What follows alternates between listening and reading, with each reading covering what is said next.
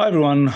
Welcome to another week in my 12-week odyssey of going through the 12 chapters of A New Kind of Science. For those who don't know, it will soon be the 20th anniversary of this terrific book that I spent a decade, the 1990s, basically working on. And what I thought I would do is go through the different chapters of this book and describe what's in them and how my thinking has evolved in the 20 years since the time when this book was published about that content. So today I want to talk about chapter 5, 2 dimensions and beyond. So let's contextualize that a little bit. The big story of A New Kind of Science is the exploration of the computational universe of simple programs, what they do, what implications they have, what principles we can deduce from them. And there was a series of chapters, 2 through 5, that really had to do with exploring what I would now call the ruleology of the computational universe. What's out there in the computational universe, starting with the crucial experiment, which was a description of simple one-dimensional cellular automata, leading to things like the Rule 30 cellular automaton that has the feature that even though its rule is very simple, the behavior that it produces, as we saw here, is not simple at all. And the big question that I had at the beginning of the 90s when I started working on A New Kind of Science was, how general is the phenomenon that we see in Rule 30 and systems like that? How general is it that one can go from simple rules to complicated behavior? How ubiquitous is that phenomenon in the computational universe? So in chapter 3, I looked at a whole series of different kinds of programs: cellular automata, mobile automata, Turing machines, substitution systems, tag systems, register machines, symbolic systems, and so on, and found that, yes, in fact, this phenomenon that from simple rules you can get very complex behavior is a very strong and ubiquitous phenomenon that transcends all of these different types of systems. But the systems that I looked at in chapter 3 were in some sense fundamentally one-dimensional systems. They kind of had things kind of more or less able to be laid out on some kind of line. Some of them had a bit more abstract than that. They were kind of things that were based on sort of contents of registers and things like that. But fundamentally, there was a certain linear character to the whole thing. In chapter 4, talked about systems based on numbers, where, again, there were these kind of sequences of digits that were important, sometimes numbers as a whole being studied, but again, finding that even though the underlying stuff from which these systems was being made was different, they could, again, just like in the case, just like in these other cases, one saw complicated behavior from simple underlying rules. Okay. So, chapter 5, 2 dimensions and beyond. So, the big question is, for example, for something like a cellular automaton, does it matter that things are just laid out in one dimension? Or would one see, is this phenomenon of complicated behavior from simple rules, does it work kind of the same, independent of the number of dimensions? In statistical physics, for example, there are many differences between 1 dimension and 2 dimensions. For example, in the simplest setup with reversible rules, in 1 dimension, you don't have phase transitions in statistical physics. You do actually in one-dimensional cellular automata, where there isn't reversibility. That's the source of things like distributed consensus in cellular automata and so on. But and in 2 dimensions, you can say, well, there are regions, you can bound regions. You can have different kinds of topology that exist in 2 dimensions or 3 dimensions or whatever that don't exist in 1 dimension. So the question is, what sort of fundamentally new phenomena can happen when we go beyond 1 dimension, or do we already see the main phenomena even in 1 dimension? That's the subject of this chapter. All right, so the first step is to look at cellular automata in 2 dimensions. And cellular automata in 1 dimension, remember, we have a line of cells, and there's a rule that says we look at a cell and its 2 neighbors and decide what to do. In 2 dimensions, we have a grid of cells, and we look at a cell and, for example, its 4 neighbors here and decide what to do. So here, let's go on here. So this is now our very simplest case, a two-dimensional cellular automaton rule on a grid where the rule just says every time we see a black neighbor in the neighborhood of the cell we're looking at, make the cell we're looking at black. And if we do that, we'll just get this kind of diamond-shaped pattern that will just progressively grow by one step, one layer at each step. Okay, let's try a different rule here. Let's try a rule that says, let's only add a cell if exactly one, make a cell black, if exactly one of its neighbors was black on the step before. So now we get a more complicated pattern. And this is what we see. And it's kind of like, well, later on, we'll talk about things like snowflake growth, where there is this kind of notion of a growth inhibition. When you've added something in a particular place, there is an inhibition to growing in the same place on the next step. This is kind of the simplest example of that kind of phenomenon, the essence of that phenomenon. And we see here this kind of behavior. So we see it sort of grows out these arms, then the arms grow arms, then the arms grow into each other, and we get this kind of progression. Okay, so let's see. We can kind of get more of a sense of what's going on here by stacking up all of those two-dimensional states like we did in one-dimensional cellular automata. It's very nice to be able to see kind of the space-time picture of what's going on, where you lay the cells out in space and then you look at the progression through time. The analogous thing in this two-dimensional cellular automaton case is to look at to look here at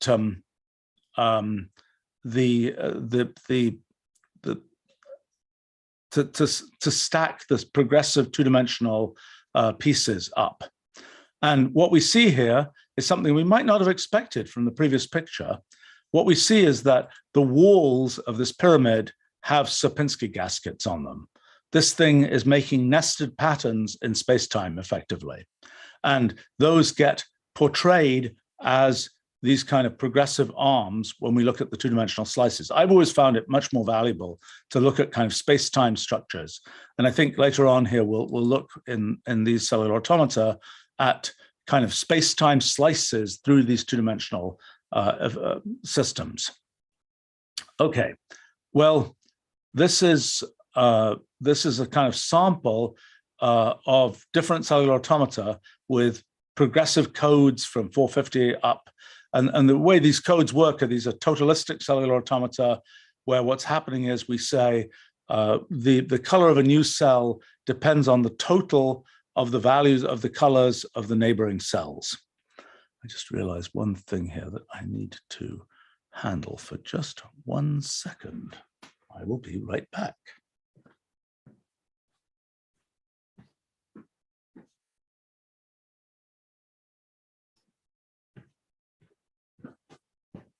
Okay, a technology problem solved there. All right. Well, so what we see here is, in some cases, for example, code 450, we start off with just one black cell in the middle and it just sits there, it doesn't grow. We see some cases where we get this basically simple diamond shape, it's just growing in a checkerboard. And then we have many cases where we see much more complicated behavior, a bit like what we saw in one-dimensional cellular automata. We're seeing simple rules, complicated behavior. Same story as in, and here are some bigger versions of those pictures, and we see indeed that things start to look very complicated. There's a lot of symmetry here because these totalistic rules, because they depend only on the total of the values of cells in the neighborhood, it's necessarily the case that starting from a symmetric seed, we end up with these symmetrical patterns. Notice, though, that the outer boundary is sometimes just a simple diamond. Sometimes it has a more complicated form. It can even be a square. It can have these more elaborate structures. It can be these things like this that grow out in these arms in different directions and so on. Now, we can kind of understand the analogy with one-dimensional cellular automata better by imagine the three-dimensional structure that I showed you before, where we take the two-dimensional sort of snapshots and stack them up. we're taking now that three-dimensional object and we're taking a slice down the center at kind of the same, at the position where the initial black cell was. We're just taking a vertical slice through that structure, and then we're showing what the colors of the cells are on that vertical slice. Well, when you look at these pictures, you might say, those look just like one-dimensional cellular automata. Now, they're not one-dimensional cellular automata. The value of each cell can depend on all those cells which are in different layers. We're only showing one layer in each of these pictures. And we go back here, let's look at, for example, I don't know, code 457 here. We go back here, where's code 457? There's code 457 here. That's the complicated pattern that we see in the two-dimensional snapshot. And this is what we see when we look at this space-time slice. So the main conclusion here is, even though they're two-dimensional cellular automata, they're on a grid, they're not on a line, when we look at indicators like their space-time histories, they look very much like the behavior of one-dimensional cellular automata. Okay, so let's take a look here. All right, now let's look at, well, let's ask the question, how complicated can the, we saw some shapes there where things were just making diamond shapes. They make these kind of dendritic shapes where the kind of tree-like things where arms, you have arms and arms go arms, branches go branches, and so on. The question is, well, what kinds of shapes can you make? So here's a more complicated example. This is a case where we have a rule where we're looking not just at the four neighbors on northeast, southwest, but we're looking at this whole 3x3 neighborhood here, and we're making a totalistic rule, and we say that the center cell should become black if exactly 3 or 5 of its 8 neighbors were black on the step before. Okay, now with that rule, if we just started off with one black cell, it would just die out because it can't possibly have 3 or 5 of its 8 neighbors be black. But if we start with a row of 7 cells, here's what we get. So we keep running this for a while and we get this kind of pattern. This is a really weird thing. We're getting something, remember, it's on a square grid, but we're getting something that is kind of almost like an arc of a circle. And so we can ask the question, what is the final form of this structure? But so this is generating something which sort of looks like a smooth pattern, even though a smooth outer boundary, even though it's operating on a square grid. And even though, remember, these rules are completely deterministic.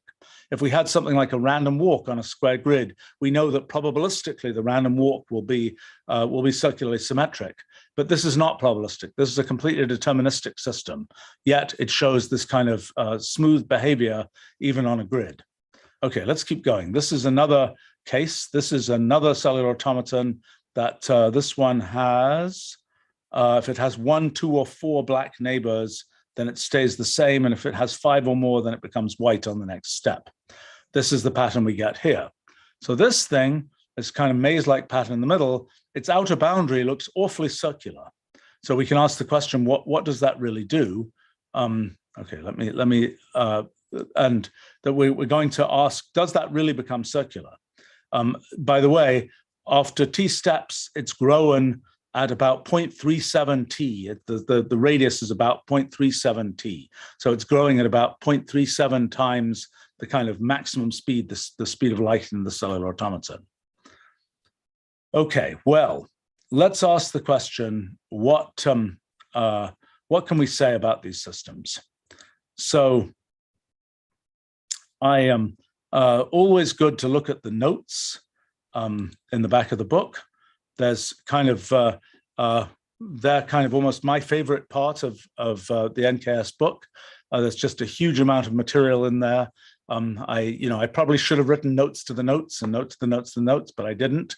So you have the main text, and then you have the notes, and the notes are kind of a huge pack of additional information. So I talked here about, well, this is about the implementation of two-dimensional cellular automata. Now there's a built-in function for that in Wolfram language.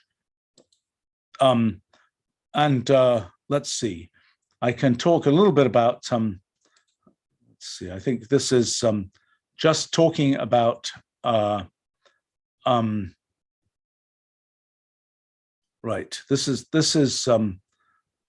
talking about what happens with different numbers of cells when you have just, this is the case where you have just the thing I showed you already of just, it becomes black when exactly one cell is black on the step before. This is 1 or 2 cells, one or 3 cells, 1 or 4 cells, 1, 3 or 4. So basically it become black if one neighbor is black is sort of the dominant force in determining the shape of this pattern, but there's sort of extra curlicues that come from having the additional possibilities of having other kinds of cases there.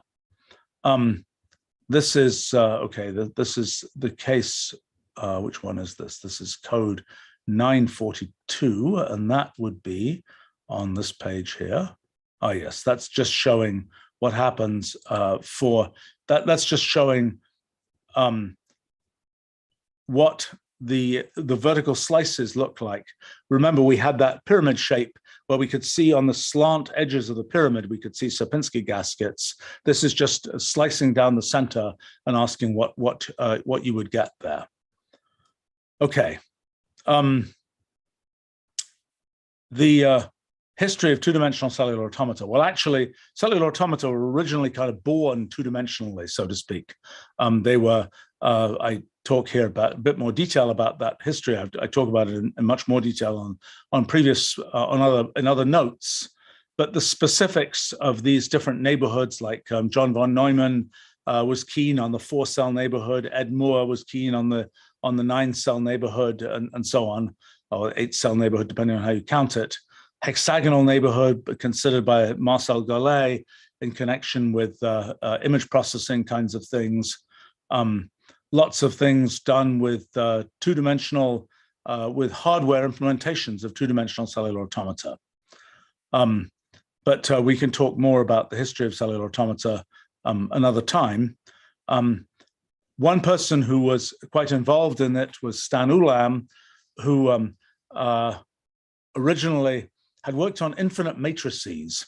And when John von Neumann was thinking about kind of how would you make an idealized model for living systems, kind of ended up suggesting something that was kind of like a cellular automaton, although a bit more complicated than a cellular automaton. I mean, discrete cells, but sort of all kinds of machinery around what those cells would do. And so this is, Stan Ulam almost made something that looks like those two-dimensional cellular automata that, that I showed before, but actually the system he used was an incredibly complicated creature, full of all kinds of weird special cases and so on, and all kinds of different conditions about what was going on. In the end, none of those are important. You get a pattern very much like this by just taking the very simple two-dimensional cellular automaton rule. But this is a feature of kind of paradigm shifts. You don't know what's important until after you have a new way of thinking about things. And Stan Ulam didn't know what was important here and was trying to sort of get something that would be kind of a biological-like growth pattern, and ended up defining this really very complicated kind of set of rules that ended up giving a pattern that, in fact, now we know can be produced by this very, very much more straightforward two-dimensional cellular automaton.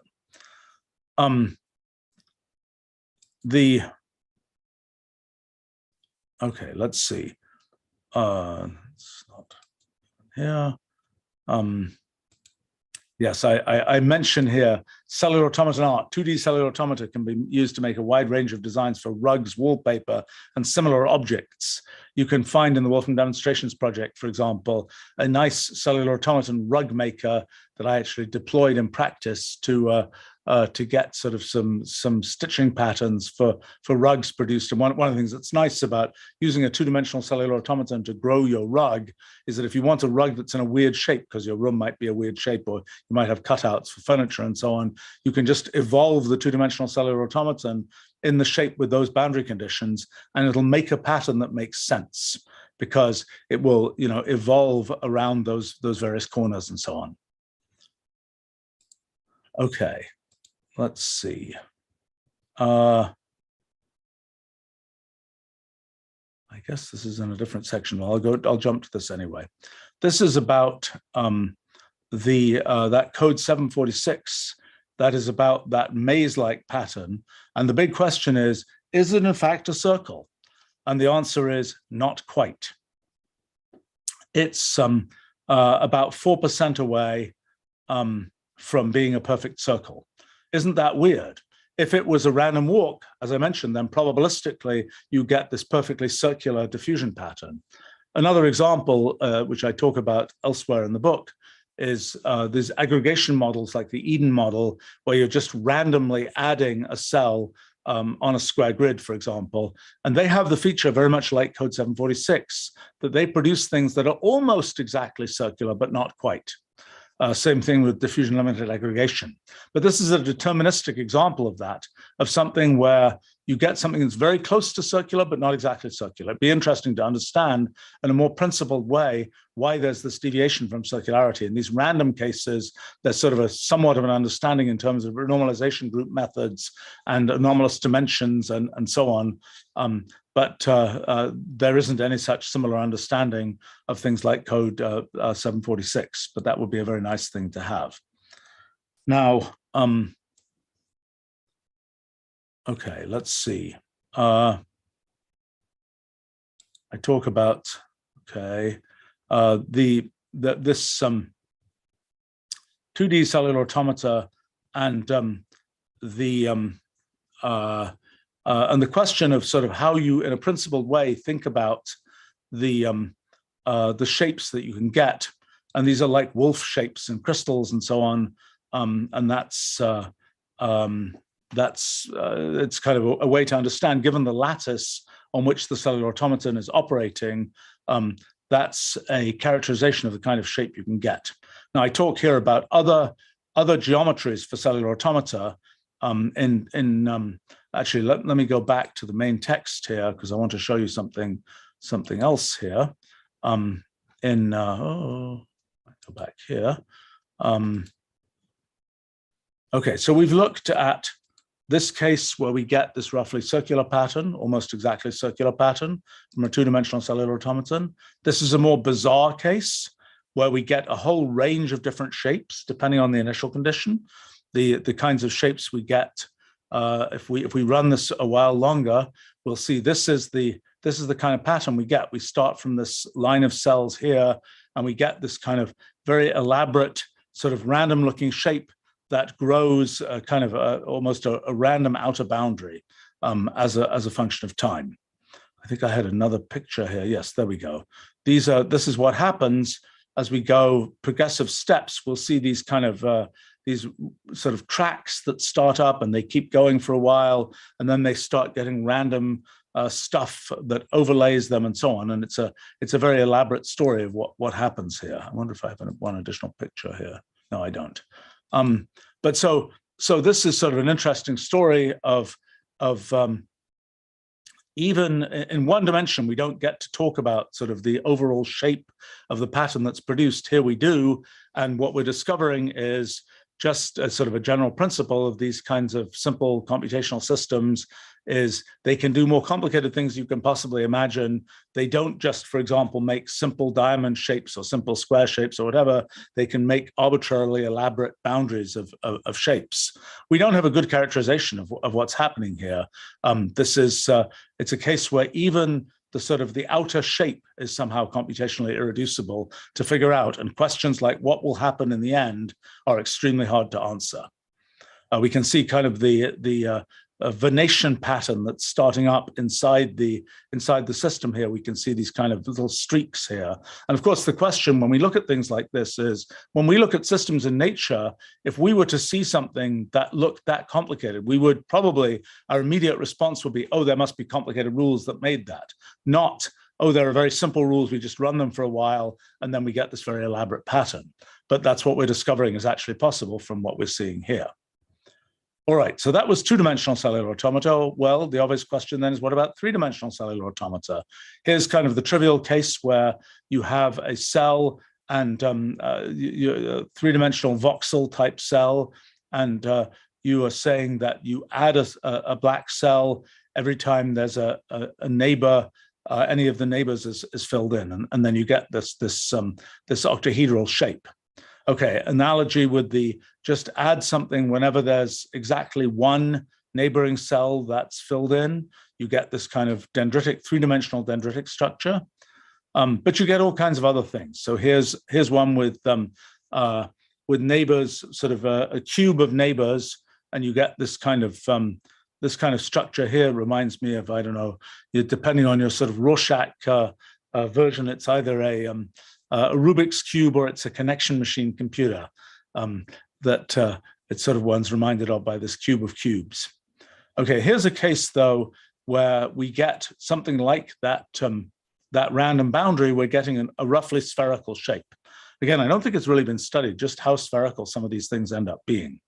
But that's kind of a story of three-dimensional cellular automata. Now, in general, well, we can ask questions like, if we project a three-dimensional cellular automaton, let's say we project it into one plane, or we take slices as we did for the two-dimensional cellular automata, what we'll discover is we get things that look very much like two-dimensional cellular automata and one-dimensional cellular automata. There's nothing qualitatively different that's added in 3 dimensions in general. Now, another thing we can ask is, okay, so what possible, we've looked here at cubic lattices. In when we're dealing with a one-dimensional system, there really is only one possible geometry we can have. It's just cells arranged in a line. In 2 dimensions, we could have a square grid, we could have a triangular grid, we could have a hexagonal grid, we can have a grid corresponding to any lattice, any tiling of the plane. In 3 dimensions, we can have something that corresponds to any kind of crystal structure. And it's a little bit trickier. You have to imagine what are the sort of the lattice elements in the crystal lattice here, and there are these 4 different cases that correspond to these things with 4 neighbors, 6 neighbors, I think 8 and 12, maybe 14 neighbors as well. This is, I think this is the. These correspond to different types of crystal lattices. It's always tricky when you think about crystal lattices to know what exact thing you're talking about. That is, when you have a crystal lattice, there's where are the atoms, where is the unit cell, how do you pack unit cells together? This is basically a cellular automaton is being constructed from a collection of Voronoi regions, which are unit cells. This is, they have many different names in different areas of physics and so on, Dirichlet domains, Wigner-Seitz cells, et cetera, et cetera, et cetera, or wolf shapes, that's more for outer boundaries of crystals. But in any case, there are a variety of shapes you can get. And I have to say, we finally now have good technology in Wolfram language for dealing with kind of exploring and plotting what happens with these different kinds of lattice shapes for 3-dimensional cellular automata. I'm not sure we've ever actually explored it, even though over the last couple of years we've had the technology to do it. It's one of those things that was a big technical nuisance to get all this stuff straight. And now we have technology to do it, but I don't think we've actually looked at it. It would be a good thing for somebody to look at. Now, when you consider these lattices, you can consider not just a periodic lattice, but also something like a quasi-periodic lattice, like a Penrose tiling. And you can ask questions like, what kinds of rules do you get on something like a Penrose tiling? These are some examples of what happens there. It's a little trickier because in a Penrose tiling, you have not just one kind of cell, but 2 different kinds of cells. And so you have to give slightly more elaborate rules to specify what happens in all those cases. So, but there's a definite tendency towards the formation of circularity. I guess this is this is a specifically nested pattern, and the kinds of results you can get there. All right. Well, so we were talking here about, we've been looking at the case of cellular automata in 2 dimensions. And as I say, just 2 dimensions and 3 dimensions. And what we see is, well, it's kind of the same story as in 1 dimension, except that we have new phenomena, like we have shapes, and we have the possibility of making these sort of elaborate outer boundary shapes. But when we look at things which are comparable to the 1-dimensional case, same story, simple rules, complicated behavior. All right, let's look at another case. let's look at Turing machines in 2 dimensions. How does a Turing machine work in 2 dimensions? Well, a Turing machine has a head, and in 2 dimensions, there's a state for the head, which we're representing by the orientation of the arrow. And in 2 dimensions, the head can walk in, let's say, 4 different directions. So here's the rule for this 2-dimensional Turing machine. It says if the head is in the up state and it's on a black cell, make it white, make the thing go to the east, so to speak, and so on. So this is the kind of behavior we get here.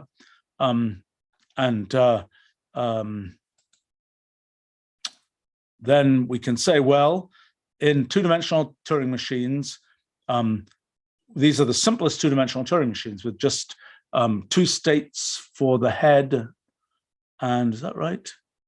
4 states for the head, and 2 possible colors. And then we're asking the question, what kinds of patterns of behavior can we get? And here are some examples. This is a case where the Turing machine just sort of walks off in one direction. Here it's kind of filling in, it's knitting together this whole 2-dimensional structure. In this case, it kind of puffs around for a while here and then starts zooming off after a couple of thousand steps. It just starts zooming off in one direction. Lots of different behaviors. This is one that for some reason I gave nicknames to some of these kinds of shapes when I was working on the NKS book. That one became called the big puffy animal. I'm not quite sure. It has a little bit of an animal character to it. But the thing that's remarkable, again, is that's the rule, that's the behavior. You keep it going, it's going to make a more and more elaborately complicated pattern. By the way, I don't think 2-dimensional Turing machines have been studied nearly as much as they could or should have been. Okay, so let's see, I talk a little bit about the rules for them. Chris Langton looked at them as Vance, Rudy Rooker as termites, turning machines, and so on. A lot of different origins there. Let's see. We can also look at, okay, so this is a visualization of the 2D Turing machine, not in terms of the final pattern that it produces on its 2-dimensional tape, but rather in terms of kind of its space-time trajectory of how its head moves around. And we can see some somewhat elaborate patterns of motion there with respect to these heads. Sometimes it's very regular, that's the knitting case, and sometimes it's quite irregular. Again, not really studied as much as it could have been. Okay, let's see. Well, we can keep going. Let's see what's up next here. Oh yes, that's right. This is what happens to those Turing machines. The big puffy animal Turing machine. What does it do? Well, that's it. After 100,000 steps, it's making a complicated pattern. After 500,000 steps, again, this very elaborate kind of almost random walk-like pattern is being produced, even though, once again, as always, a simple underlying rule that's used here. Okay, onward. All right, the next class of systems we looked at. So again, 2D multidimensional cellular automata, multidimensional Turing machines, very much the same kind of behavior as in 1 dimension. Let's look at another kind of system, substitution systems and fractals. So the idea here is you've got a 2-dimensional plane and you're going to subdivide it. At every step, you're going to take every cell in the 2-dimensional plane and you're going to make it into a 2x2 cluster of cells. And you're going to, if it's a black cell, you're going to make it an L shape. If it's a white cell, it's going to end up with a bunch of white squares. So you start off with a black cell, and this is the pattern you get. You get essentially a Sierpinski pattern. Now, by the way, this Sierpinski pattern, it just shows up all over the place. And most of the reasons it shows up can be traced to a kind of subdivision process like this. And so this is kind of almost the base specimen of this kind of nested behavior. So again, you're always subdividing. This is a substitution system. It's a neighbor-independent substitution system because the way you subdivide, it depends only on the color of that box. It doesn't depend on anything about what the neighbors of that box are. Okay, let's look at this for other cases. Here are some rules. You take a box, you subdivide it into something with just a white cell in the middle, and you keep iterating. That makes kind of a Menger sponge-like thing. These are just different rules. These ones down here have black, white, and gray in them. But these are in all cases, when you have this progressive subdivision, you're going to get a nested pattern. Sometimes it's a very Sierpinski-like pattern. Well, that's a mod 3 binomial pattern, different kinds of patterns, but always of a nested form. And that's a general feature of these neighbor-independent substitution systems. Okay, another thing that I talked about in the NKS book is kind of almost a geometrical analog of this. So here what we're doing is we're saying, let's take a cell and let's care about some orientation of this cell. So here we're saying, take a cell and at every step, replace one cell by a pair of cells at 45 degrees with their kind of pointers pointing this way. And the cells always know which way they should turn because they have a pointer that's telling them which way is up. And there are biological systems that work a bit this way, also in terms of having a definite orientation when they subdivide cells and so on. So this is a case where we're doing this kind of geometrical process of subdividing, and this is the pattern we get. It's again a nested kind of pattern. Let's see, what do I do here? I think, oh yeah, this is another example of that same kind of thing. Very much the same idea, but now instead of the 2 pointers being in the same direction, they're in orthogonal directions, and you get this kind of C-curve-like thing. And more examples here. That's a Koch snowflake curve. There are more examples. This is sort of a quintessential type of thing you can do to sort of geometrically produce fractal patterns. And you can kind of see this one. It makes it pretty obvious what's going on here. In case B, it's pretty obvious you're getting a sort of a big square and a smaller square, and you see that explicitly built up there.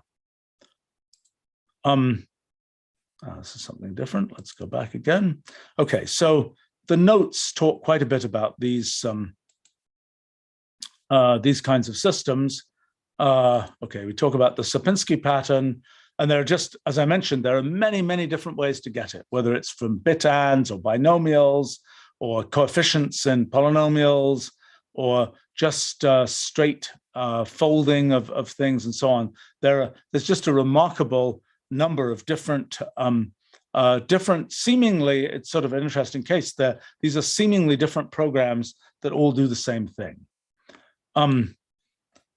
Let's see. Higher dimensional generalizations, I think that's just the implementation. It's rather straightforward. I talk about Penrose tilings.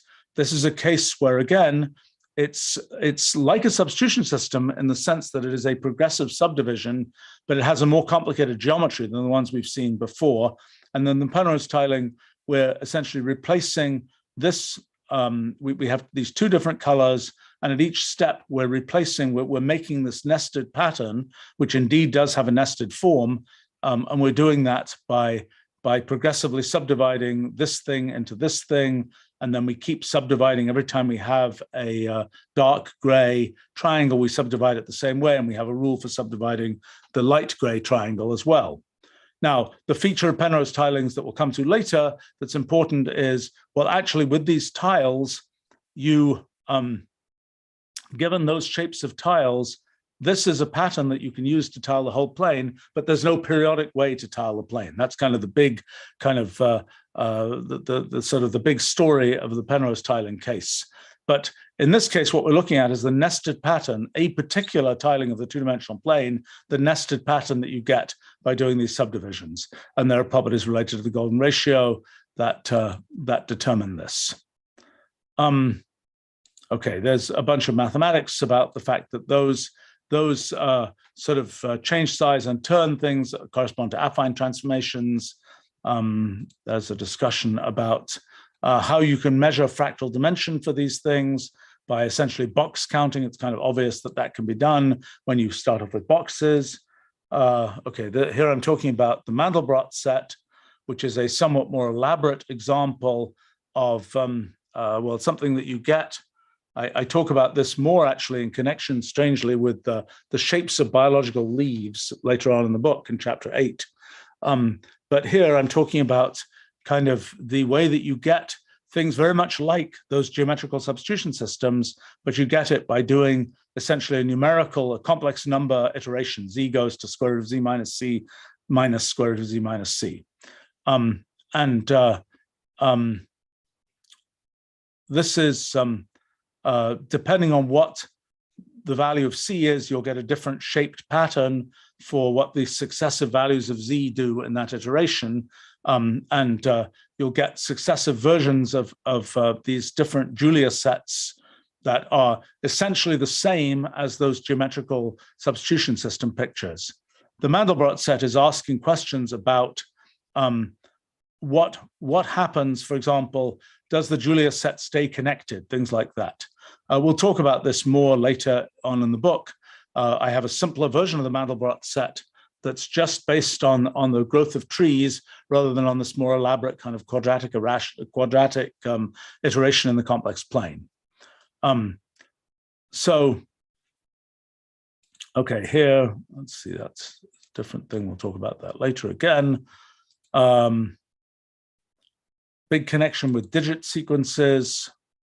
See, I don't know, these are not too exciting. I mean, this is asking the question, when you make a transformation that we can see here, a black cell is replaced by this white, white, black, black, but then the white cell is replaced by white, white, white, black. And you'll see something which again is a nested pattern, but it is not as visually obvious as being nested as it is in the case where you get these big sort of voids of white. And this will be important later when we talk about the formation of minimal non-periodic tilings, because we can expect that these will be the things. It probably won't be something with a lot of voids, because that's not something that can be achieved by tiling constraints. And so it'll be these kinds of patterns that we're likely to see there. This is other kinds of shapes that you can tile with. This is an L shape, looking at some of the kinds of things you can get by, and this is a golden ratio. This is kind of using the fact that it's like, you fold the piece of paper and you get two similar shapes. This is the same thing using a golden ratio, aspect ratio rectangle, and sort of progressively subdividing it, another way to make a neighbor-independent substitution system. Again, many of these things have really not been studied as much as they should have been. That curve that I showed for the first geometric substitution system, it's often called the dragon curve. Again, more connections with digit sequences, a lot of interesting stuff there. Let's see. This is about complex maps as an analog of all of this. There's a whole field of dynamical systems theory and complex maps that the essential phenomena, most of the essential phenomena you can already see in these very simple substitution systems that are sort of very simple things plucked out of the computational universe. When you add all of that complex number stuff, you add a lot more hair, it's a lot more mathematically elaborate, but the core phenomena are very much the same. Okay, let me show you one last thing in this section. This is what happens if you want neighbor-dependent substitution systems. Now, these are basically a big mess, because when you've subdivided, you will end up with these cells that, actually, this is not the messy case. This is just saying, make your subdivision depend on, make what you produce when you subdivide depend on the neighborhood of the cells, not whether you subdivide or not. That's something we'll talk about later. but the question of what you put into the subdivision depends not just on what was there in the cell that you subdivided, but also in the neighbors of the cell you subdivided. And here are some examples. Again, this is a type of system that really has not been studied in any serious, at any serious level. These will not be pure fractal nested patterns. There'll be something more elaborate. And here are some of the kinds of patterns that you get. In a sense, this idea, I talked about kind of this question about sort of separate subdividing of every cell. The problem is that when you do things like that, you sort of break down the geometry that you built in kind of this, in this grid. And when you break down that geometry, things don't fit together anymore. You'll have, one big cell and lots of little cells, and then one of the big cell will have little cells, and you'll have something which sort of fragments the whole system. So how do you deal with that? Well, in the end, the way you deal with that is using one of these hypergraph rewriting models that get called Wolfram models these days that we developed for the physics project. That's really the way to solve this problem of having something where there isn't a fixed geometry, where the geometry is itself variable, where the actual structure of the underlying quotes lattice is not a lattice at all. It's in that case a hypergraph. That's the true generalization of this. And one can certainly imagine, in a sense, these substitution systems are what's happening in something like these Wolfram model rules and rewrites of hypergraphs. You can think of them as generalizations of this type of work done with sort of almost lattices, so to speak. But they're very nice, clean generalizations. When you're dealing with sort of almost lattices, things will tend to fall apart. Okay, I think I may have some discussion. No, not much discussion there. Okay, let's keep going here. So after substitution systems, we get something which is kind of sort of the run-up to what will happen in chapter 9 of the NKS book and later in the physics project. These are things I called network systems. I have to say that, again, these were a little bit orphaned kinds of systems that I didn't really investigate as much as I could have done, and I think they deserve further investigation. They are, in a sense, part of an on-ramp for what will become the physics project, what became the physics project some couple of years ago, 18 years after this book came out. Okay, what is the idea of these network systems? Well, the first thing is to consider a system where you have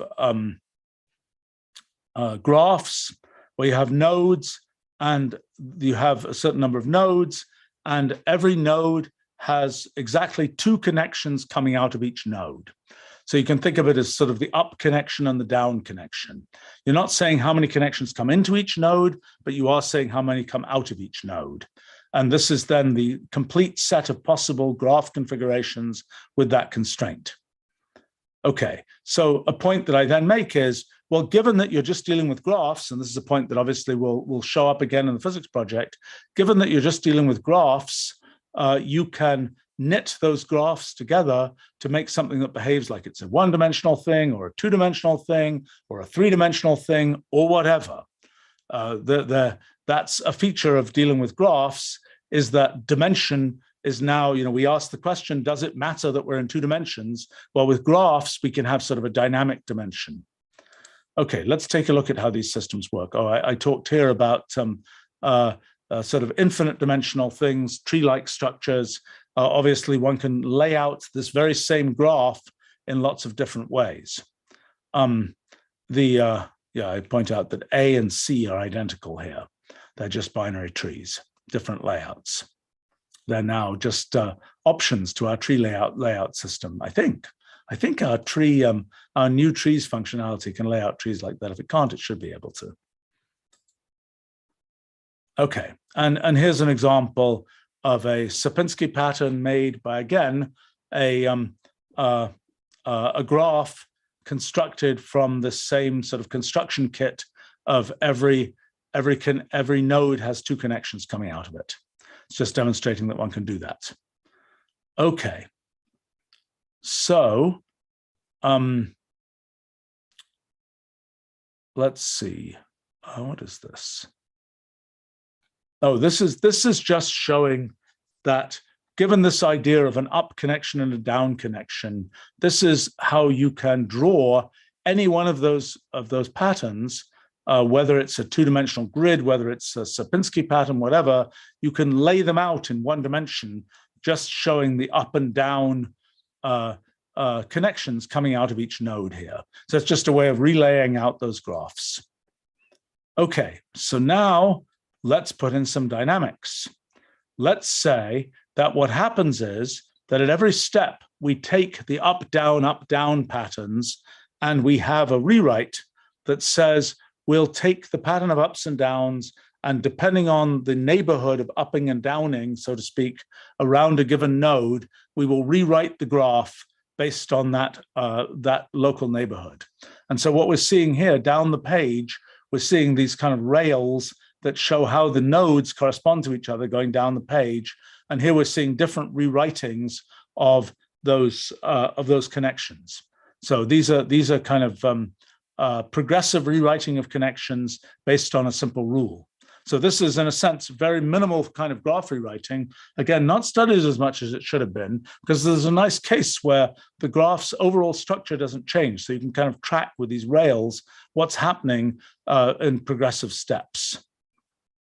Okay, here's cases where the number of nodes can change. So here we're seeing that these the kind of rails that trace the nodes are branching out. So these are those kinds of cases. And now we're starting to look at, these are rules that say, given this configuration of ups and downs, you're going to, at each step, if it's a black-white here, you're going to turn it into this. If it's a this, you're going to turn it into that. And so now we're starting to see, with these network systems, we're starting to see how these kinds of simple network rewrites, where everything is laid out in one dimension, so we're easily able to track, even though it's ultimately a graph at every step, it's a network at every step, but we're able to kind of track what's going on visually in a sort of space-time diagram, where now space is kind of the layout of this graph in one dimension. Okay, so now, needless to say, we go on a hunt for complex behavior, and needless to say, we find it. And the rules are a bit more complicated here, but they're still rather simple. And these are systems where if we just start them off from a single node, this shows the total number of nodes we get in one of these systems. Now, actually, in the modern world of multicomputation, there's sort of interesting questions about what does this look like multicomputationally? To what extent does the update order of the nodes matter? I haven't looked at that. It'd be a good thing to look at. But what we see, yet again, same story as so many times before, simple rule for these network systems, complicated behavior. Our indicator of behavior here is just the total number of nodes that are present. So, okay,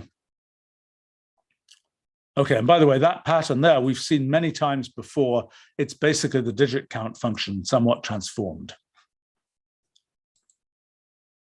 Okay, and here, oh gosh, these are just more of those rules showing that, yes, indeed, just like in all these other systems, you can get sort of infinitely, or apparently infinitely, sort of elaborate and unpredictable behavior out of them.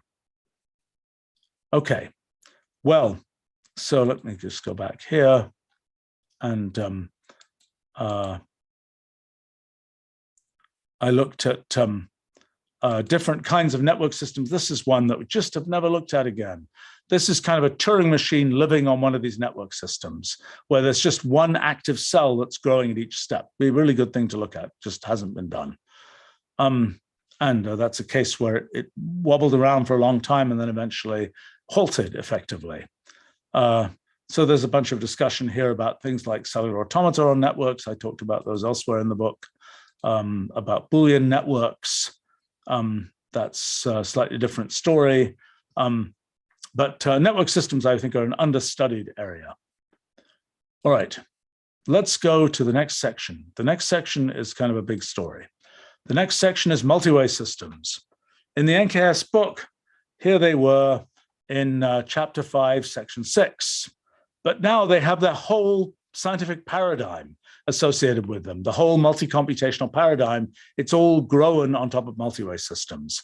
Multi-way systems I introduced in the NKS book basically as a piece of sort of completeness and what were all the different things that we could transform.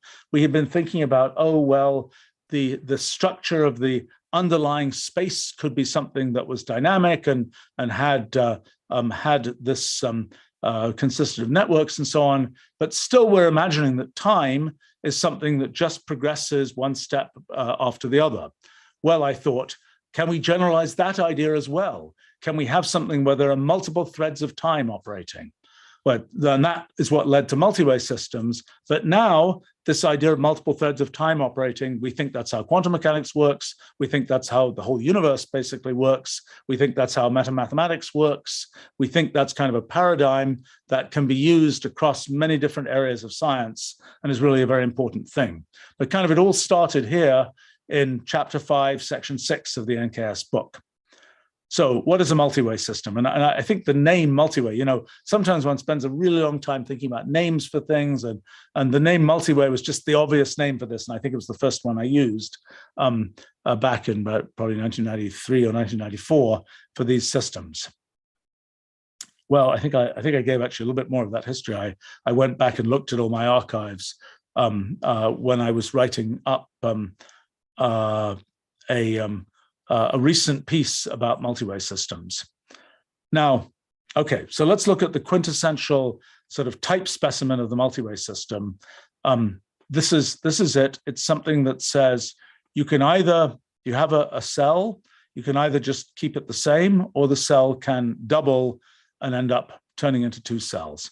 And so what we're representing here is this is the multi-way system, which says single cell there goes to either a single cell or a double cell. And we have all these different cases, but a critical fact is that some of these cases can converge. It doesn't matter whether we added the extra cell on one step or another, we'll still converge to always getting 3 cells on that step.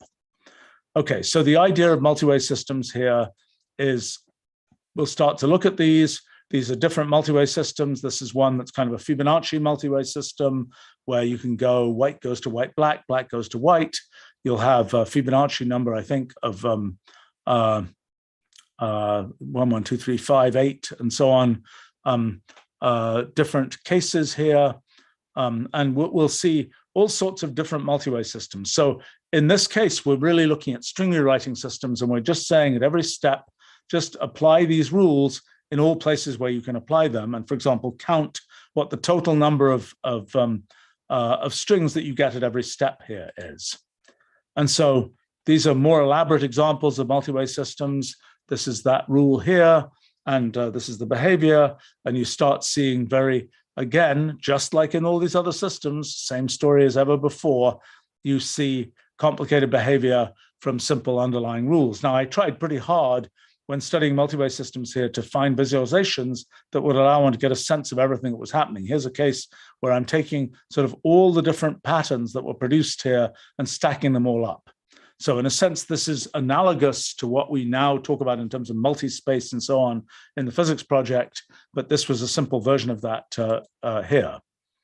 Now, here are other multi-way systems, just all sorts of different behavior, showing those different sort of stackings of what patterns you can get. Actually, I haven't done this so much recently of stacking up the different patterns you can get at a certain step. It's kind of interesting to see this. I sort of forgotten about doing that, something we could have done for other purposes. This is now a thing that is a precursor of the elaborate story of deduplication that we discuss a bunch in the physics project and in the metamathematics project. In the basic multi-way system setup, anytime a string was generated anywhere, one would just put it down at that step. But here what we're doing is we're saying, no, actually, if the same string was generated, if the same state of the world was generated at some point, then just consider that equivalent to the state that happened before. So now we're kind of combining, we're deduplicating states in the multi-way system. And again, that will be an important thing in the physics project. It started out here in this almost footnote to what to the discussion of multi-way systems here. Now there are notes in this section. There are quite a few juicy notes here. I'm talking about properties of these multi-way systems, and again, different indicators of sort of what will show up where. By the way, this is kind of showing which length 10 string will show up at what step. And that turns out to be deeply related to plots that I'll make later in the NKS book, and now recently in our metamathematics work of what theorems can be proved, as we would now say, at different depths in the entailment cone in metamathematics. But again, that kind of got its start here in this note about multi-way systems. I talk about the history of multi-way systems. Multi-way systems have been invented many times, and essentially they're a very obvious idea. You just do things in all possible ways. It's like making a game graph. That's sort of a multi-way system-like thing. Axel Tui, a mathematical logician, had a version of it in 1912. They're sometimes called semi-Tui systems. That's these multi-way system-like things where it's rewriting strings, sometimes called semi-Tui systems, but there are many kinds of names. They're related to post-canonical systems. They're related to other kinds of things here. And they're also have been used, multi-way systems are effectively used as like generators of formal grammars and things like that. Same kind of story has occurred many times. The real question is, what do you do with a multi-way system? And that's the big thing that's really, really developed with the physics project. And this idea of, for example, branchial graphs and branchial space, and all these questions about different traversal orders and rewriting orders for multi-way systems. In the NKS book, whenever I dealt with a multi-way system, what I did was to say, take every string and that you get at a particular step and just rewrite it in all possible ways to make the next step. Now we'd be a bit more sophisticated about that, and we talk about foliating the space of possible rewrites and saying, well, actually, this string we're going to update now, and another string we're going to update at another slice in the foliation. Okay, I talk a bit about formal languages, like regular grammars, context-free grammars, and so on. These are all special cases of multi-way systems. And the question for a formal grammar is, for example, given a regular expression, does a particular string conform to that regular expression? Is the question of, can you generate in the multi-way system corresponding to that regular expression, can you generate that particular string as somewhere in the multi-way system? Same with context-free grammars and so on. And you can see kind of the actual patterns. I don't show it here. I've actually generated these recently. The actual kind of multi-way system kinds of patterns that you get from different kinds of grammars. That's sort of an interesting thing to see. Boy, okay, somebody did a nice project of this in the last couple of years at our summer school of multi-way systems with cyclically operating on strings. I think there's maybe a paper that came out of that in the Complex Systems Journal. Okay, multi-way systems based on numbers. Little tiny note here that says you can also do multi-way systems based purely on numbers. And let's see here. Hold on one second.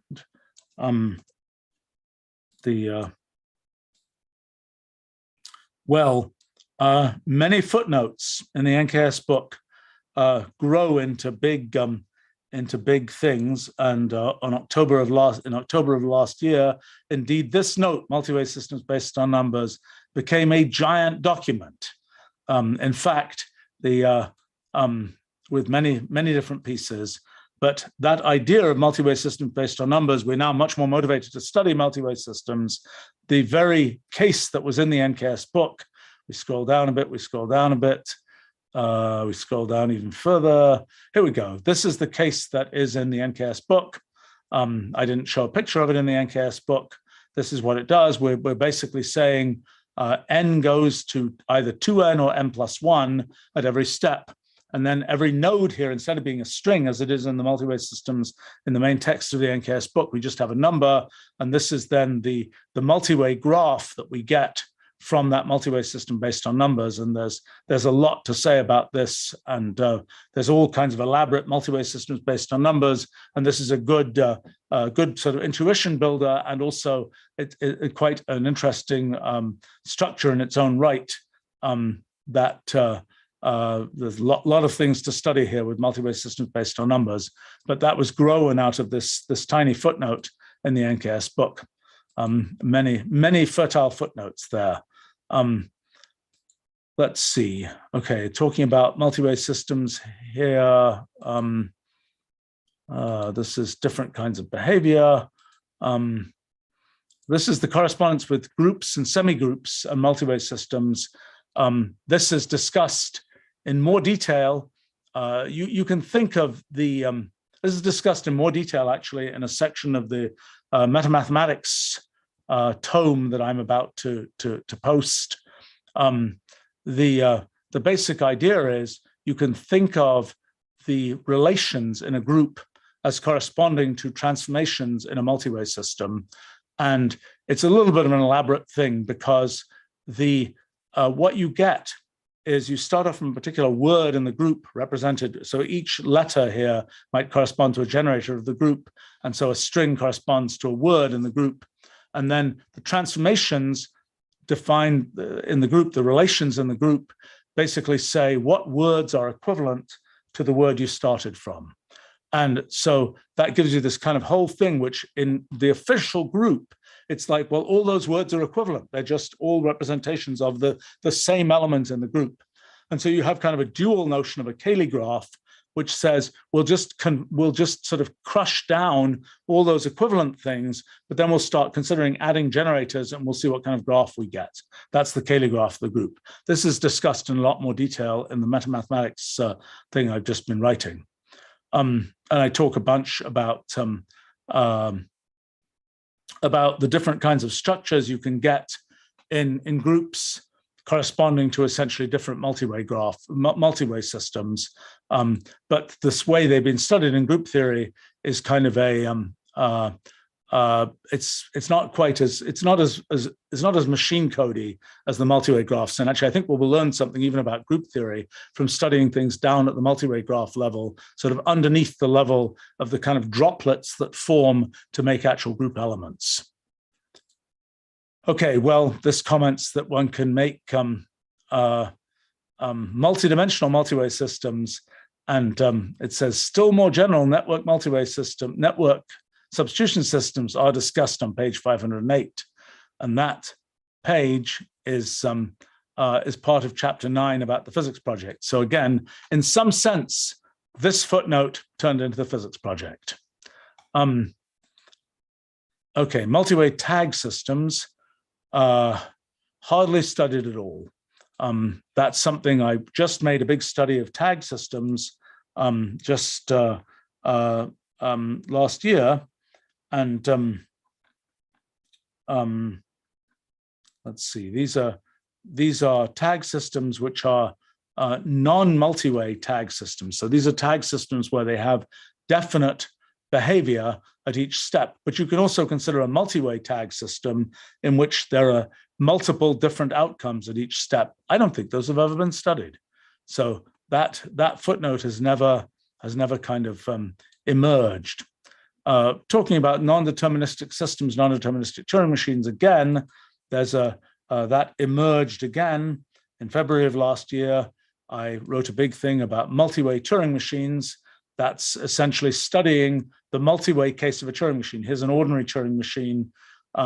Here's a multi-way Turing machine in which there are two possible things that can happen from this state here, and that's represented by this kind of branching set of possible histories for the Turing machine. And there's much to say about multi-way Turing machines, which I started to explore here in this post.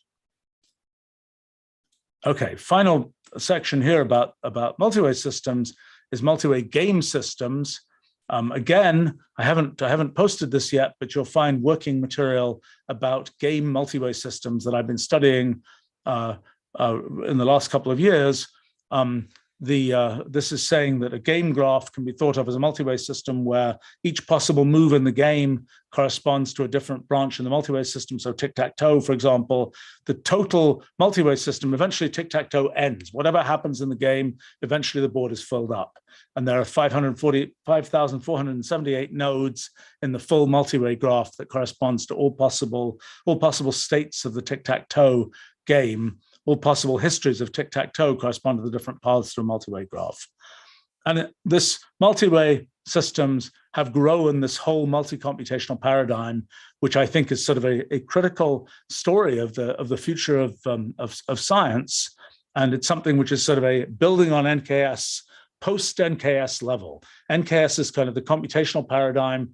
Now we're entering the multi-computational paradigm, which allows many new things to be done. I consider it sort of the fourth paradigm for science, after the first being the sort of structural paradigm of what are things made of from antiquity, the next being kind of the mathematical paradigm from the 1600s, the next being the computational paradigm that I was much involved in kind of launching in the 1980s, and which I think came to a lot of fruition in the NKS book, of kind of this study systems with rules and see what they do. And now this multi-computational paradigm that is study systems with rules that can have multiple outputs and study this whole kind of branching of histories and multiple paths of time. I think I talked even in the NKS book about the fact that in multi-way systems, we already have the idea of, I'm sure I say that in the introduction here, that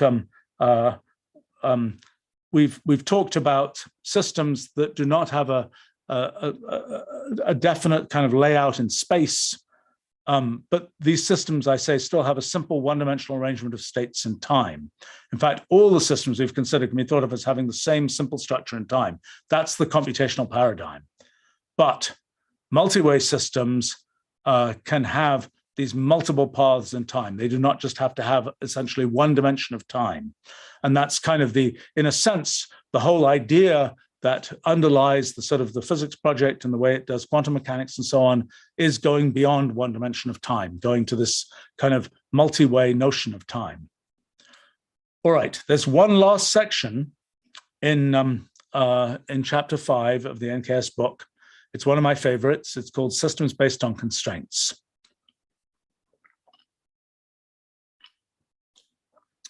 And I was just talking about how the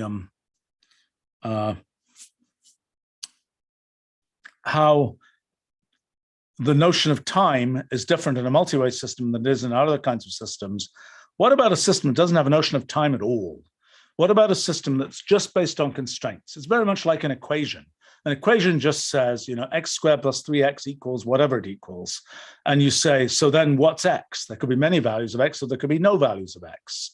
And this is, so essentially there's no time there. It's just, here's a constraint, what satisfies that constraint?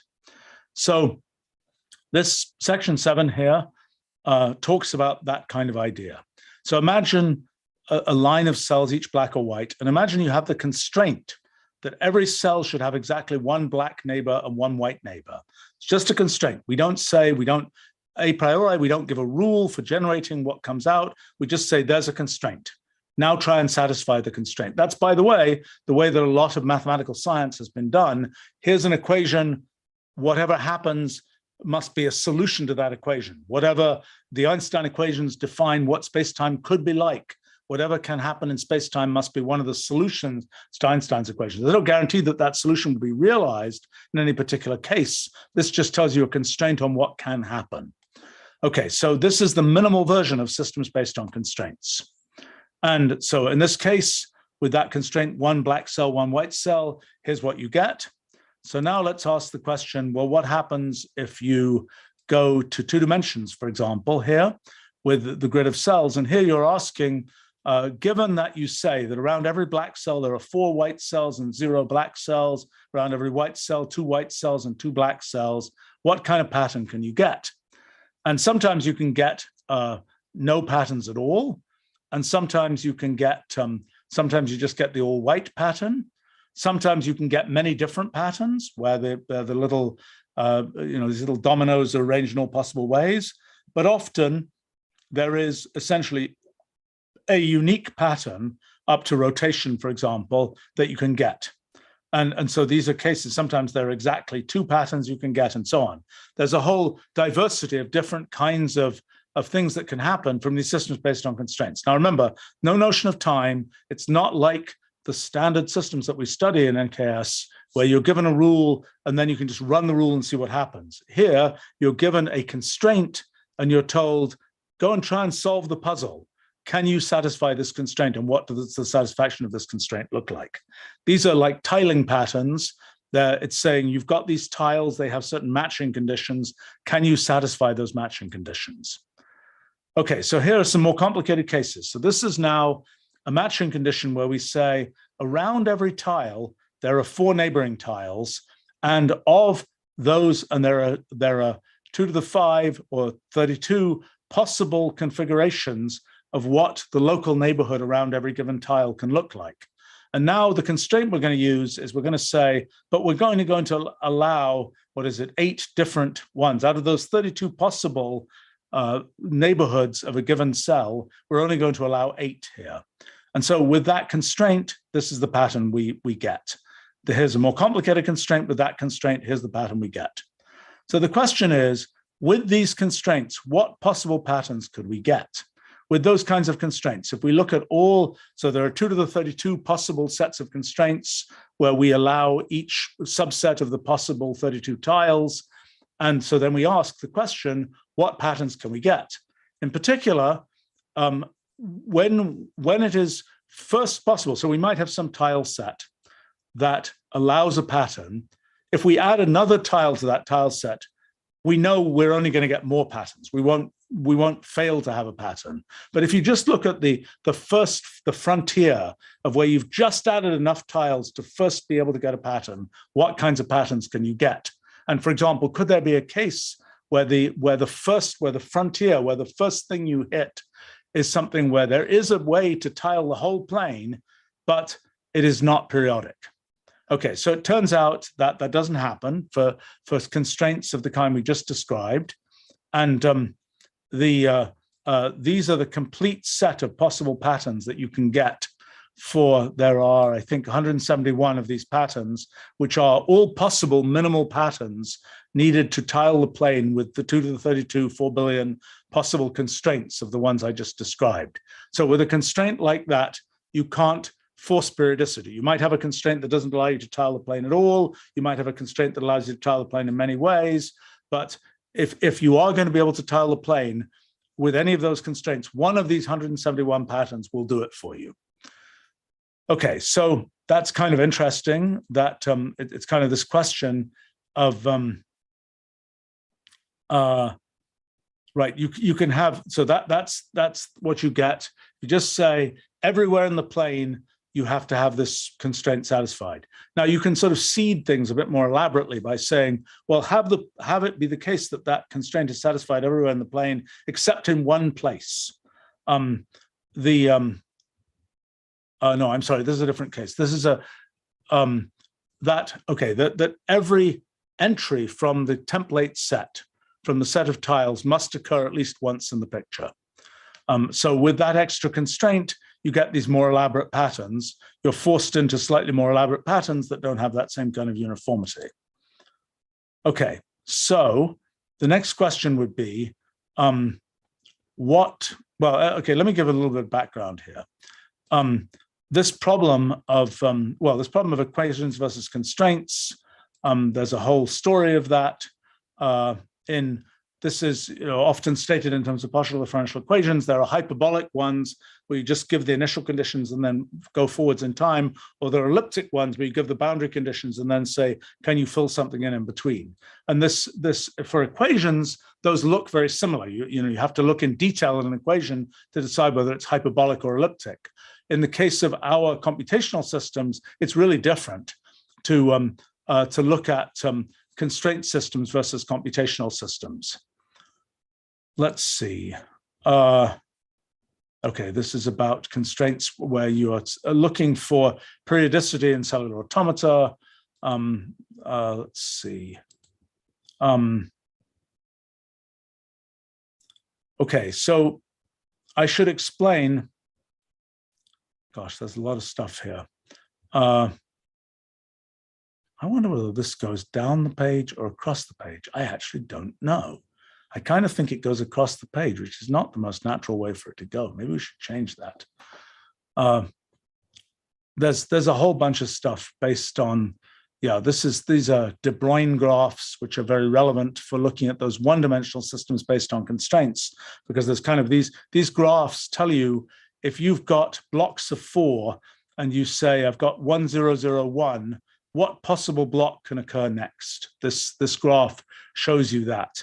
And in a sense, what's happening is one of those, the constraints are always kind of sort of decimated versions of these graphs represent what possible what possible sequences can occur.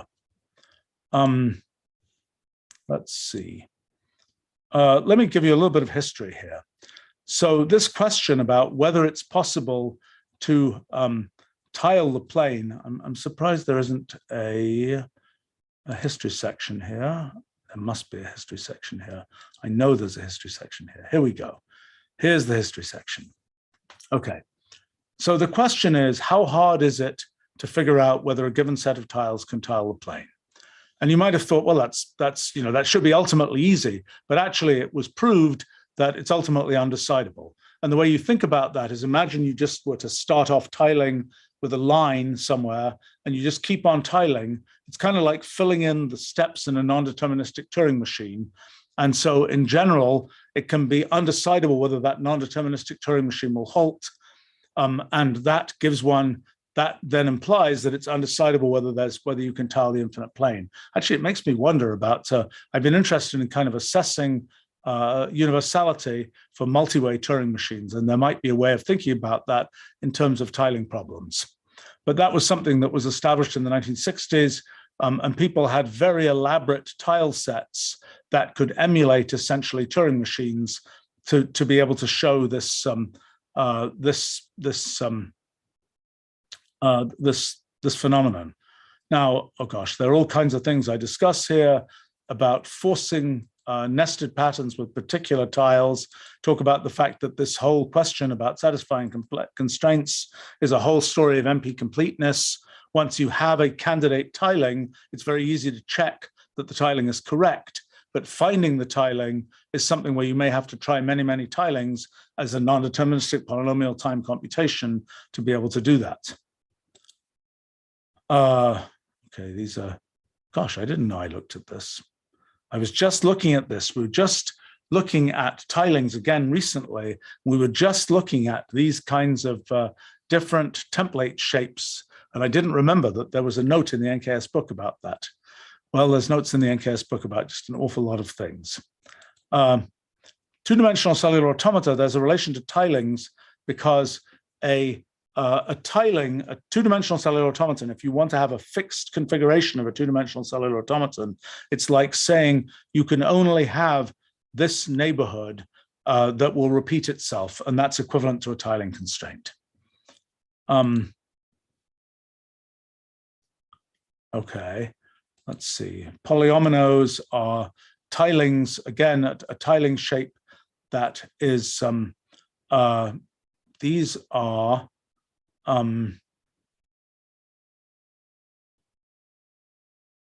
what is this? This is polyominoes that force non-periodic tilings. And that was one that somebody who was working on the, Matthew Cook, who was working on the book with me in its early years, found slightly simpler than one that had been found by Roger Penrose. And that gives this non-periodic tiling with polyominoes. Polyomino is a shape that is just a shape of cells, and it's really like a puzzle. You're putting those pieces together. Also related to ground states of spin systems, generalizations of the Ising spin model correspond to, again, these systems based on constraints. Same story over and over again. All sorts of different kinds of things. You can look at all kinds of constraints. Okay, this is another story. matrices satisfying constraints. I talk about finite groups again. Pattern avoiding sequences. These are again constraints where you say, for example, that in any sequence you can't have multiple ones next to each other and things. And there are, again, pattern avoiding sequences that will force certain kinds of in this case, one-dimensional results. Okay, but now let's go back to the main story here, and let's ask the question: can we have a set of constraints, a local set of constraints that forces non-periodicity? So these are cases where we say, well, what actually do you get? When you have a particular set of constraints, how can you tell what kinds of patterns can arise with that set of constraints? And so what you can imagine doing is kind of growing the pattern, progressively saying, can you add a layer? Can I add a layer? And every so often you say, oops, I'm now stuck. I've got to backtrack and recursively go and do the thing again, and so on. This was a pretty laborious thing back when we were doing this for the NKS book. Recently been doing this again using the SAT solver, satisfiability solver, that's built into Wolfram language, and it works beautifully. It's much easier to do this now by essentially defining a collection of Boolean constraints. That's essentially what we did back in like 1992 in working on this for the NKS book, but it was a lot more complicated then. Okay, so can you find a set of constraints which force non-periodicity? Well, we know that with these kind of 5 neighborhoods templates, if we don't have any additional constraint, then the answer is no, we can't force non-periodicity. But we say matches one of these templates, and at least somewhere in the pattern, something that consists of a pair of stacked black cells must occur. That's the only additional constraint. It's got one extra seed, and then ta-da, we get this pattern here. So we have now got a case where from that local set of constraints, we are forcing the non-periodicity. It's kind of interesting what we get here. This is like a binary counter where it's counting up in base 2. Remember, we didn't put any of this in. It just emerges this way. But the question is, what does it do when it reaches 0? Well, the answer is it does 2's complement arithmetic, just like computers do, which is really kind of cool, that the thing sort of discovered 2's complement arithmetic just in the need to fill the whole plane. Okay, so the question now is, so now we've found that there can be a constraint here that forces non-periodicity. What more can we do? Well, here's a more complicated constraint that forces a nice Sierpinski pattern. And here's an even more complicated constraint, absurdly complicated constraint that forces this Rule 30 pattern. Okay, what does this mean? Well, this means that it's kind of like a crystal that is made by fitting together these little unit cells or something with a certain set of matching rules. And that crystal is going to be random. You might think that a crystal made by matching identical unit cells and so on, or particular kinds of unit cells, would always be periodic, but it's not true. And in fact, this is a case where that crystal, so to speak, so far as we know, well, we know that will never become periodic. It will be a forever kind of random crystal. And that seems like an interesting thing to actually look for in materials. And that's why we've been recently looking for simpler examples of this, trying to find whether there is a system based on constraints that can have a much simpler constraint that could actually be made with real molecules that would, where the molecules would fit themselves together, and maybe they get stuck sometimes, but when they fit, they would fit in a way that produces a repetitive, a reproducible random pattern. So that's that was the end of chapter 5.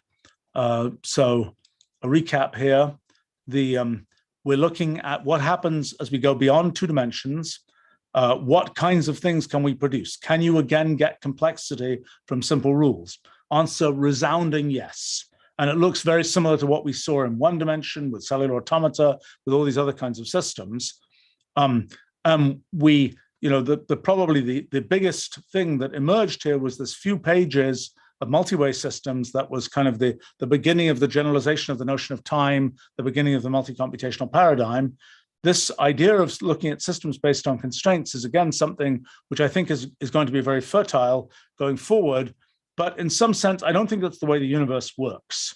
Systems based on constraints are kind of a thing that we humans might talk about and say, it must work this way. Give me something that works this way. But the actual universe is just doing its thing. It's just following computational or multi-computational kinds of rules rather than being I have to fit into these constraints. But it's very interesting to compare what you get by setting up constraints versus what you get by just having rules for growing things. And that's going to relate to things like, how do we tell whether something is an artifact? How do we tell if something was made to satisfy a constraint or just grew from rules? These kinds of things. But anyway, that was a basic run through of chapter 5 of the NKS book. And I think I'd be happy to take a few questions here if there are any. Oh gosh, the lots have been accumulating here. All right, let's take a look, see what I can do. So I just want to emphasize that you know, even looking again myself at chapter 5, it's just there are so many seeds planted there where there are really interesting pieces of science, pieces of rheology that can be done, which even after 20 years, those seeds are still haven't germinated yet. It's just eventually they will. And as we see these individual footnotes, individual notes in the NKS book turn into these 50-page documents, we can kind of see just how fertile this is. And even that 50-page document is only beginning to scratch the surface of, for example, multi-way systems based on numbers. All right, let's see here.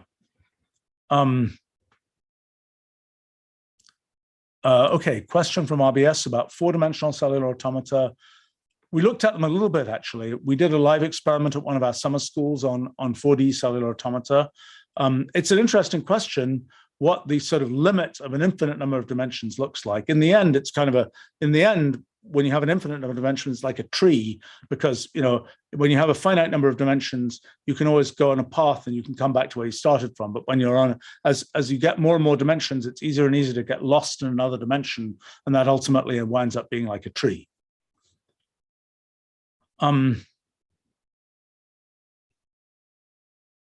Let's see.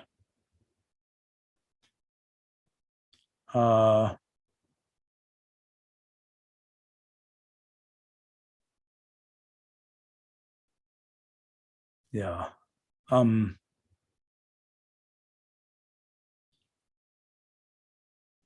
Fractional dimension Turing machines, Prutz asks. I have no idea. I mean, like a Turing machine on a Sierpinski gasket, that's a good idea.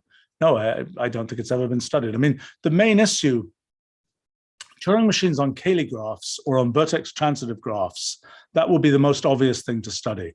A graph where every node has the same local neighborhood. That would be a good thing to study. On a Cayley graph, you also would have the feature that every outgoing edge has a definite generator associated with it. And so you kind of know this Turing machine, instead of saying it goes left or right, you would say it puts down this generator. That's a good idea. Somebody should study that. Yes, I mean, a Turing machine walking around on a Cayley graph, a fine thing to study.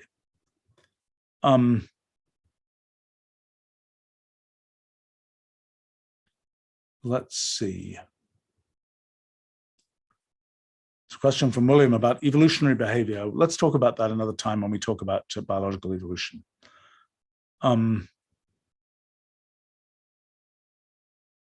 Reservoir computing machine, Jesus is mentioning here. Yeah, not seen with a 2-dimensional CA. No, nor have I. Okay,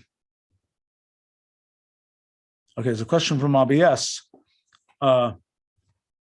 Might it be possible to make a 2-dimensional cellular automaton that can emulate something like the Mandelbrot set or Julius sets? I don't know. I'm not too hopeful about that. But what I do know, and it shows up in chapter 8 of the NKS book, is that you can get something exactly like that by looking at tree structures, by looking at essentially the structures you get from substitution systems. We'll talk about that another time.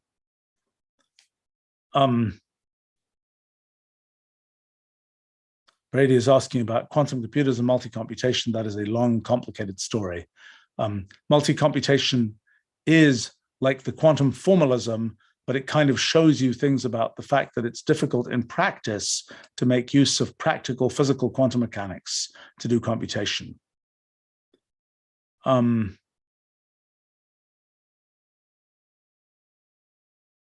RBS is asking about tiling patterns to generate rule 30. I showed that at the end. Got a very complicated example. We really want to find much simpler ones. Alistair is asking, why is there focus on tiles that completely fill the plane? That's an interesting question. I don't know. I haven't really thought about cases where that was sort of the simplest case, is you completely fill the plane as compared. So another case that is interesting that I have been really curious to look at is the kind of halting problem for tilings. That is, it grows for a while, the matching rules work for a while, and then there's a maximum size, 100,000 tiles. There's a giant structure you can make with 100,000 tiles, but you can't go any further.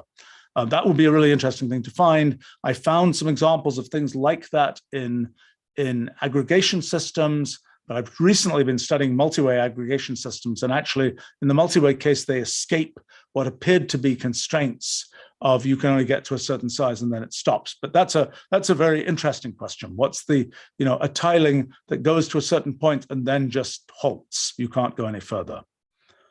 William is asking, is being able to experience different multi-way systems akin to being able to solve MP problems in polynomial time? I.e., is our perception such that we only perceive one branch of time and thus are able to not to solve MP-complete problems? Yes, that's a good way to say it and a good way to think about it. When we solve an MP-complete problem, we're saying there exists a branch in the multi-way graph that does the thing we want it to do. Can we find that branch? Now, if we are experiencing a multi-way system as observers, for example, in quantum mechanics, we are essentially taking a slice across many branches of history. And we as observers exist in many branches of history. It's sort of a branching brain perceiving a branching universe. And that interplay of, can the big branching brain that cuts across many branches of history, can that big sort of branching brain that's looking at many branches of history, can it successfully filter things to the point where it can see just that single path? Actually, a good way to think about this, it's kind of like in statistical mechanics, we believe in the gas laws and so on because we are big observers of molecular dynamics. We don't look at the individual paths of molecules. I think what we're seeing here is something where what we're saying is there's this multi-way graph, and there are many different paths in that multi-way graph. One of them might be the winner that solves the MP-complete problem. That one winner is kind of like the track of one winning molecule that makes it all the way across the room. But we as observers of molecules, we're big compared to the molecules. And so we don't get to see that one individual molecule doing its thing. We just see this collective effect. And so that's why it's not easy for us to drill down to see that one molecule. And that's in a sense why quantum computing is hard and perhaps impractical for us human observers. That's kind of the story of the interplay, I think, between MP completeness and sort of the observation of multi-way computation.